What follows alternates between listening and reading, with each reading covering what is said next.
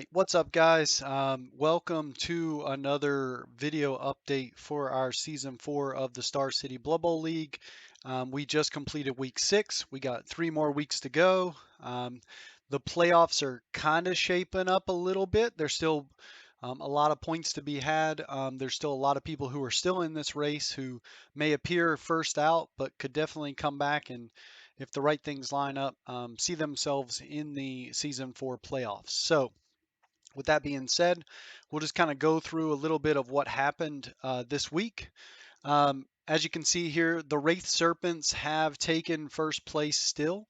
They are actually tied with the Barons for a +7 net casualty, but they edge them out because they have 7 more casualties caused, and their net casualties are actually higher at this point. They have 4 wins, 2 draws, so they have not lost a game yet. They are the only team in the league currently that has not lost a game. And they also have the second highest team value at 1410 team value. Most of the teams are somewhere around 1300 to maybe mid to high 13s. So this team value is not running away from everybody. It's actually pretty close. Only the Broad Street Ghoulies and the Southwest Backstabbers have pretty low team values, and part of that is because the Ghoulies suffered some significant injuries, as we'll talk about a little bit this week. And the Backstabbers just have had a lot of deaths, and they're just having a hard time getting things going star player point wise for their team. So just to kind of recap the recent games this week so people know kind of what happened.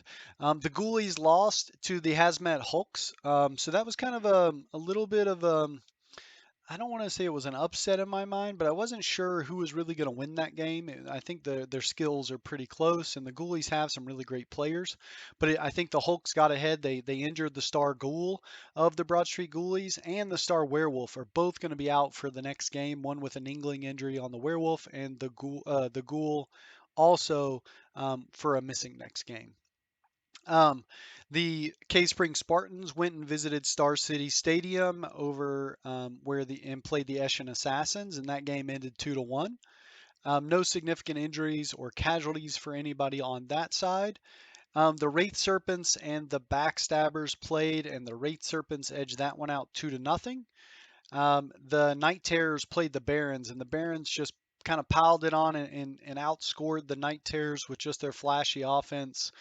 Jumping ahead, I think the game was really close at the end of the first half, but then the Barons must have just ran away with it from then on. And then lastly, the Skyrim Stormcloaks, the Norse, they got on top of the Dwarves and were able to beat them down and actually beat them 2-0. That was a shock to me. I actually thought, because of my own personal experiences against the Clover Clobbers, that the Norse were going to struggle, but it seems that Bob was able to take his Norse and coach them quite a bit better than I was through that game. So that's kind of where the standings sit right now. One thing you may notice is that the Star City Blood Bowl League page did get a facelift. We got a new banner up the top. We got the logo here, a new style of the headers and presentations, and I hope everybody enjoys that. I think it fits our league a lot better than the standard just generic NAF colors. And I think this will be something that we can kind of make our own, at least from now and into the next season. So let's look at some of the statistics real quick. So looking at, like I said, the team values right now, the Wraith Serpents are sitting on top at 1410. They have a 1410 in first place. Actually, the Skyrim Stormcloaks and the Clover Clobbers each are sitting at 1420. Night Terrors at 1390, Spartans at 1380, Barons at 1360. So very, very close. The winningest team in the league so far is the Barons. The Barons have won 5 games. It's one more than both the Serpents and the Spartans have won. Draws wise, the Serpents, the Terrors, and the Stormcloaks have each had 2 games end in a draw. And as I mentioned, the only team to not lose a game yet is the Wraith Serpents, and the most losses so far is the Backstabbers with 6, and then closely behind is the Ghoulies with 5 losses. Everybody's played 6 games. is kind of where we're lined up right now. Most touchdowns scored right now is the Barons with 15 touchdowns scored. The I'll kind of move to up here so I can get out of the way so people can see this. Um, is 15. The Eshin Assassins have scored 13 touchdowns. The Serpents 10, Stormcloaks 9, Spartans with 8, the Terrors with 8, and then 5 and less for the remaining 4 teams. As far as best defense in the league so far, it's actually the Wraith Serpents have only allowed 3 touchdowns so far in the season, and the Spartans have allowed 4. Everybody else is 6 or higher. Right now, the worst defense in the league is the Backstabbers, who have allowed 16 touchdowns scored on them in this time. um, Looking at that from looking at completions, the Barons have quite a bit of lead, almost double the Eshin Assassins at this point with 15 completions. There has been one interception in this league in this the season so far, which is the Hazmat Hulks pulled off an interception. Casualty wise, we got 2 teams that are sitting at 20 casualties caused, which is the Night Terrors and the Stormcloaks, which is great. The Serpents have 17, the Clover Clobbers 16, and actually the Eshin Assassins have only caused 1 casualty all season, which that's crazy. Um, Badly hurts caused right now, the Stormcloaks have caused 15. Most significant injuries, the Clover Clobbers have caused 10 significant injuries, double what they've caused to the others. And then most players killed. The Night Terrors have killed 4 players, which is almost as much as the rest of the league combined. We've had a total of 9 players die this season. And when we're looking at the casualty differential right now with plus 11, the Wraith Serpents and the Terrors each have plus 11, the Clobbers with a plus 9, and it looks like at the bottom there, the Eshin Assassins are a minus 15. The Backstabbers, so the Skaven, are struggling. They're at a minus 10. And then the Ghoulies and the Spartans are minus 7s. Everybody else is either a net 0 or positive. Um, and then looking at ELO rankings, these are the power rankings, kind of where um, looking at the winning percentages, player stats, and things like that. This is kind of the power rankings. Right now, the Barons and the Wraith Serpents are up in the 240s. The Barons have edged out the Wraith Serpents with a 247.7 versus the Wraith Serpents 243. The Spartans are behind there in third place with a 228. And the Night Terrors are at 209, and the Skyrim Stormcloaks are at 208. Everybody else is a little less than that from there, but that's kind of how that shaped up. Like I said, that right now there's a two-way tie with 10 points between the Barons and the Serpents, and the Spartans and the Terrors. I'm sorry, the Serpents and the Barons are tied with 10 points, and the Spartans and the Terrors are tied with 8 points. Everybody else has 7, 6, 5, 4, 2, 0 respectively as we go on down the list. So that's kind of the team wrap up right now. We'll look a little bit at the players right now. Still, the 2 most valuable players in the league right now is Florian Blade Singer and Codlack Whitemane. Blade Singer is the war dancer for the Birchwood Barons, who has plus strength and plus agility. Scored 5 touchdowns, 2 casualties caused, and has been MVP once. Codlack Whitemane is actually the league leader, not just the season. He is the league leader in casualties caused. Um, and Vilcus is also on that list at 180k, and so is Swamp Thing for the Wraith Serpents, the Croxagore, are also on that list. Looking at most completions, it's no surprise there. Talia Brightleaf has 13 total completions. Goat is right behind there, right behind with 3. So Talia Brightleaf will probably walk away at this point unless something really changes with the best passer throughout the season.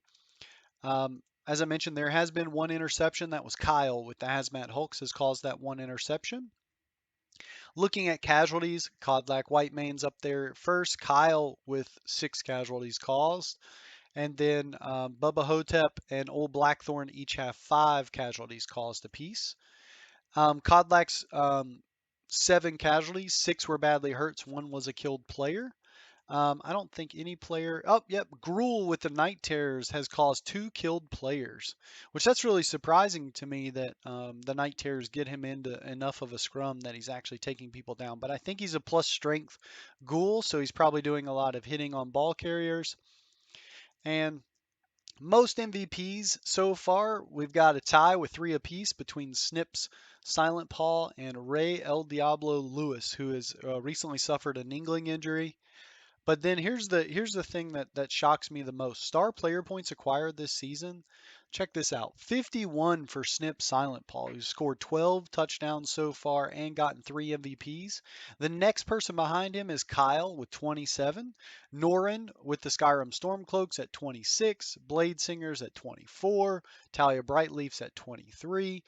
So this shocks me here that Snips is just running away with these star player points right now. I actually think he just recently got his 3rd level up. Maybe it was his 4th.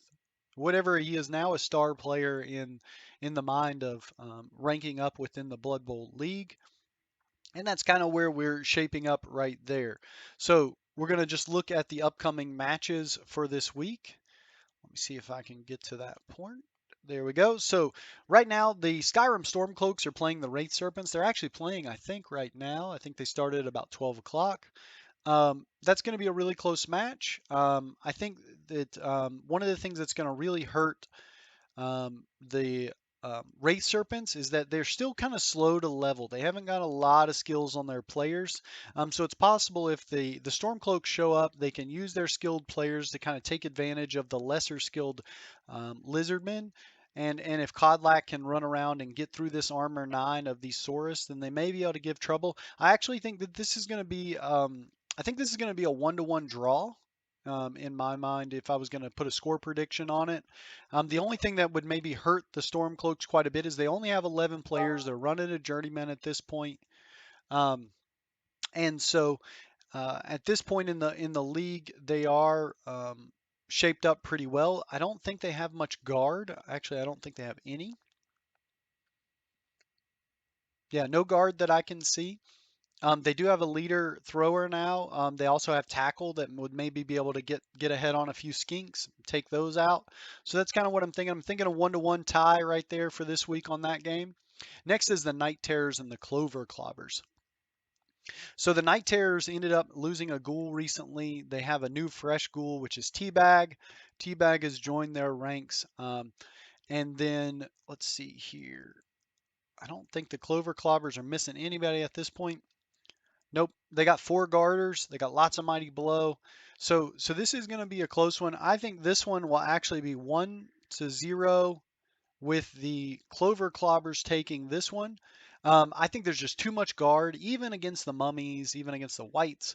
I just don't think there's enough guard. There's 2 guard there that kind of cancels those out. That tackle is totally wasted pretty much on the dwarves. There is a dirty player. Blocks I think they're just gonna. I think the Night Terrors are gonna have a really hard time surviving this one. Um, I bet you the Troll Slayer runs around kind of harassing these mummies. The tackle, like I said, is wasted. Having block in general isn't going to get you an advantage over those dwarves, and so they're just going to have to hope that Gruul can outrun them for the most part, and be too tough to take down in order to try and compete in this one.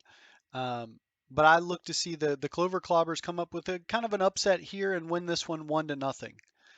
Um, Looking at the next game of the week, this is the Ghoulies against the K Spring Spartans. Now this was fortunate for me as the Spartans coach that Goat and El Diablo Lewis are both going to be missing next game.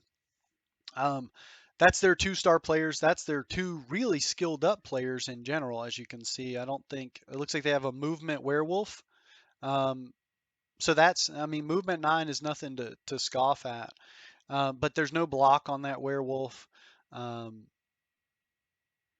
I think that I think 4, 5, 6, 7, 8, 9, 10, 11. They're going to be running with a journeyman if they don't decide to spend some of their treasury. And so they're going to have a really hard time keeping up with the Spartans, who have, in my opinion, done pretty well at skilling up, spreading things around. There's a couple garters here. We still have Vilcus, who is a block dodge sidestep plus strength runner. Um, Also is in there. We got a couple Mighty Blow, Berserkers, block Ulfwerner. The Yeti has Claw in Mighty Blow to get through, maybe the Flesh Golems and some of these other um, positionals that the Ghoulies are going to be running. So I actually look for this one. This one's going to be, in my opinion, 2-0 with the Spartans taking this one. I think it's just going to be too hard for them to overcome. Now the Ghoulies are going to get quite a bit of inducements. They could get a Halfling Master Chef. They could induce, I think they can maybe even induce Wilhelm. Wilhelm would be a good one for them to induce to replace the werewolf that's missing there. Wilhelm is one of my favorite star players, and so he would be a really great pickup. I don't know if they have enough money for Count von Luther, the vampire, but that would be a good one. I think he's like a strength 5, agility 4 vampire or something like that. Um, so there's some options for them to try and even this game up. Um, and I think that if they take advantage of those, they may be able to keep this game close. But I think that they're going to just run out of steam against the Spartans as they're just, outblocked, they're out mighty blowed, out guarded. It's just going to be tough for them to get blocks in, tough for them to protect the ball, especially as I see a lot of these positionals of the Ghoulies getting worked off the field pretty quickly. Um, Next game, this is the touchdown showdown is what we're calling this one, I think, if I remember that right. But the Birchwood Barons against the Eshin Assassins. This is essentially speed against speed. There is a catcher that is missing next game for the Barons. Is that their good catcher? He does have blocks, so they are missing. Oh, and he's got minus agility too. Well, that's kind of unfortunate for Xander Winsong there. Um, it looks like they got 70K. I think they're what, 90? So maybe after this game, the coach may look to fire Xander and get a fresh catcher in there. Um, but he's still going to be effective. 1, 2, 3, 4, 5, 6, 7, 8, 9, 10. He's going to have a journeyman coming in on this game, so I have to be mindful of that loner. But he still has Hagar, Applevale, block dodge, strip ball, tackle. That there's no sure hands on the gutter runners for the Eshin Assassins, so they may have to be mindful about trying to carry the ball a little bit longer with the thrower instead of just throwing right away, especially because of the extra strength there. But they really need to look out for Florian here. I know they don't have much guard, but they're going to have to do everything they can to make it as hard as possible for Florian to leap into those cages to get a 2-die block. Um, I know they don't have any guard to protect against that, but they're going to have to do their best. I actually see this one going in favor of the Barons, probably pretty big time, just because I think the Skaven are going to have a really hard time holding on to the ball. I'm going to guess this one's going to be 3-1 with the Barons taking this one. Um, Quickfoot has block dodge strip ball, so there's block dodge, sprint, leap, two heads. So this is a 3-up leaper for the Snips. So Snips may be able to leap ahead, dodge through some tackle zones, do some elfy stuff himself, really, and move through. I'm actually surprised he took leap. I probably would have honestly taken sure feet if it was me, but um, it is what it is. He does have 2 blitzers coming in. That's great. He was able to purchase a second blitzer. He's going to need those to try and work some of these people off the field. And he's really going to have to foul. I hate to say that, but if you want to get ahead on these elves, he's got to foul the positionals. Don't foul the linemen. They're as dangerous as all the other players, but he really needs to get these throwers off the field. He needs to get these catchers off the field. He needs to get these um, war dancers off the field especially. So if I was him, I'd go hunting war dancers with the blitzers because they have block. I wouldn't hunt them with the rat ogre because the rat ogre will probably end up on his face. The rat ogre should mainly, in my opinion, look to control the sidelines. Don't let him run down the sidelines. Be a surfing threat. Push players out from out of bounds. See if you can't cause some casualties to the Barons in the process. But I look to see the Barons take this one 3-1. And then the last game of the week is going to be the Hazmat Hulks against the Backstabbers. Um, Turf Toe, which is the troll for the Hulks, is going to be missing next game, so they're missing some punching power. Not to mention, I think he got minus strength, minus armor, so he got hurt pretty well at this point. Um, and then the Backstabbers will have a number of players. They have their two blitzers, they have their gutter runners. They have the right weapons in place to be a threat, and I think if they can shock the Hulks with a little bit of their speed, they'll at least get some touchdowns in. But I think what's going to happen is the Hulks are going to kind of muscle down. They're going to give the ball to Kyle, and Kyle's going to block dodge his way down the field. And I see them winning this one, probably 2-1, with the Hulks winning this one here. So that's my predictions for the week. Kind of looking at the upcoming schedule, maybe some more games to watch. Um, I'd like to see how the Night Terrors and the Spartans shape up. A lot of that's going to come down to who gets beat up. If the Clover Clobbers can do the Spartans a favor and beat up a few of the Night Terrors or kill a few of them, especially if they kill Gruul, then that game may be a lot easier for the Spartans going into that week. But that would be a game to watch if I was going to predict one. And then lastly, this kind of I'll call it a pre-championship matchup between the Barons and the Serpents. These two first place teams, I'd like to see them square off, see who ends up coming ahead there. And that will kind of shape us up going into um, the playoffs for um, this coming season. So um, right now, the playoff picture, if the season ended today, would be the Wraith Serpents, the Barons, the Spartans, and the Terrors, and it would be the Wraith Serpents against the Night Terrors and the Barons against the Spartans. And if you remember, the Spartans are the only team that beat the Barons this season. That was before they had Florian, but was able to end them there and put a stop to their offense. Um, and I guess I think the Wraith Serpents and the Terrors, when they played, they tied. I think they tied like 1-1 or something like that. But that's kind of where things are shaping up. Like I said, most touchdowns. Snips is in the lead with 12. That's for the entire league in general. Through all 4 seasons, they are leading with touchdowns. And then Codlack Whitemane is leading with casualties with 7. He just pulled ahead of his tie with Skull Slugga, Handsome Hank, and Kyle is still in the race with 6 as well. Um, Latest dead players, the Night Terrors lost 2. Stitch and Bones McCoy both died. Scary Sanders died last week, I think. So I think Stitch was the only player to lose in this week's running. Um, Latest skills, just looking at some of the skills, George with the Hazmat Hulks picked up block. Dane with the Spartans picked up guard. Snips was able to get leap. Quickfoot, which I think they call him Whitey. Whitey has strip ball, and then Luke Killuve with the Ghoulies has block. Um, so that's kind of where things are shaping up right now. I hope everybody has a really great week playing this week. It sounds like a lot of games are going to happen at the brewery. The last thing to mention is you can now go in here to create a new team. You can go to select a race. Let me move my face again. You can go to select a race.